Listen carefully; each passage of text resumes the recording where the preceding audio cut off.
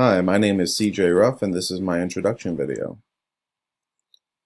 A little about myself. I actually graduated from Nebraska Methodist in 2013 with an associate's degree in radiologic technology. I'm currently an X-ray tech at AFC Urgent Care here in Omaha, Nebraska. And something that makes me a little different than probably most of the students in class is that I'm actually trying to get out of healthcare.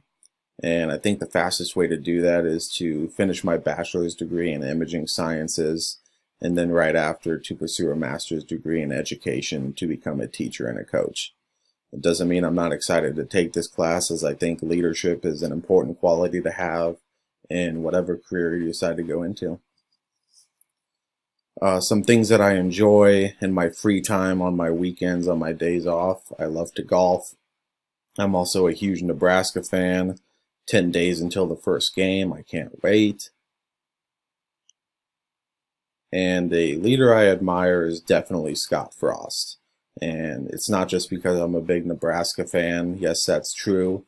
But I love his leadership style. He never berates his players. He's always picking them up, encouraging them to do better, teaching them how to do better. And one of my favorite quotes of his is desire to excel with no fear of failure.